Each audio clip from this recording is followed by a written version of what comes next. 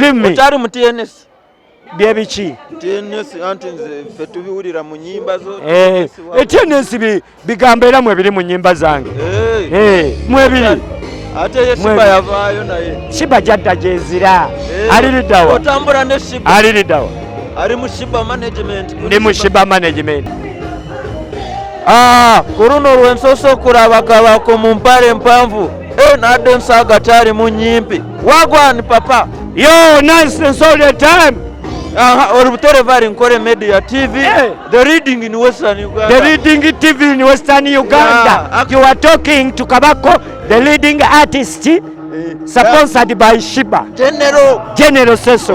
Otusabula okuba nnyo. Mbasabulanga. Obatta. Mbatanga.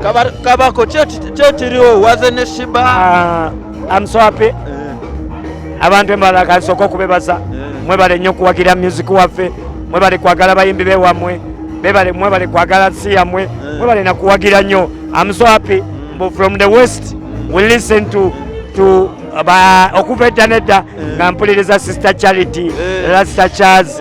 Now I listen to Tinatine. Now I listen to Reggie. You know, kati binyumira. Eno waliyo ne rapa mwana akuba mwana. Akuba. So I'm so happy mbunu. The industry is growing. Thank you Mbarara. Thank you West. Thank you everyone who's watching. Turi kushoya Sheebah tugenda mwogerako nnyo. Juzi yakakuba shows 3 era zari VIP shows era zona nezikwata. Ne kati twatuse wano ku Ajipu zagenzo kuwera sawa 3 nga Ajipu yone boze bamuyita Sheebah kalungi. Kiraga nti amanyage female artist. Sina female artist. Nange ndi male artist naye she's number 1. She's number 1 artist. Not female. When you talk about music in general, she's the best. Yet I'm among the best, but she's the best. She is the best. The best of the best. When we talk about the best, I'm so happy that I'm among the team of the best, and I'm so happy that I'm so honored that I'm among the history of making 3 shows sold out. Atera nange ndi musanyufu okubanga ndi muyimbi mu Uganda. Mukwano gwa Sheebah eyakoze show 3 nezitunda. Abakuba mu Nigeria mwajali nnumye mwana. Ne mwana kati bwendabanga kachali kayimbi ka Uganda, kayimbi kakwano kange, mwana mpuliranga show yange. Kyova mulaba, when you see me at any Sheebah show, munde kanga. Limi. Otari mu TNS. Byebichi. TNS anti nze ffe tubiwulira mu nnyimba zo. TNS bigambo era mwebiri mu nnyimba zange. Mwebiri. Ate ye Sheebah yavaayo naye. Sheebah jadda gyezira. Aliriddawa. Otambula ne Sheebah. Aliriddawa. Ali mu Sheebah management. Ndi mu Sheebah management. Kiwedde. Kikyozaako kapyata akaliyo. Like Kabako as I do. Expect. Omanyize ndi musajja ali straight ku bawagizi bange. Nga omutantuma kubaleetera kapya. Watch out the episode. I'm planning more and more.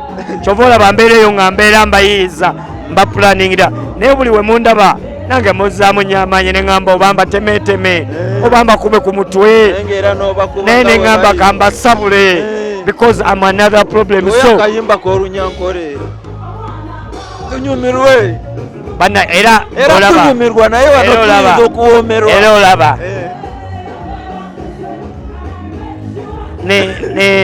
ninkayiya oli mukayi ninkayiya oli munokatereza ninkatereza ndakabatera ndakabatera owa twagala tugende tukwate super lady the super one kati kagenda be ku Sheebah kati njagala ogamba abantu bekumire nyondi Celeb wa Mbarara bekumire ali NKORE Media Celeb wa Mbarara byona yo onomwita Kabako machega kutaka mwekumire ku Ankole FM Media atere ekirala mwekumire ku kyali wange Celeb Mbarara Celeb wa Mbarara ate ekirala mwana mwagale nnyo Ankole Media mwagale Celeb wa Mbarara ate mwagale nnyo music wamwe.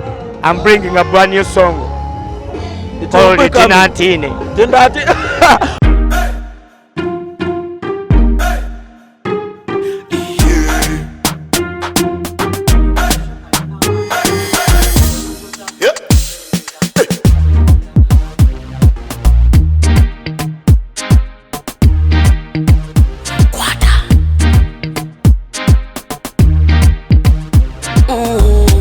Selector, selector, kuluta ningale kaleba.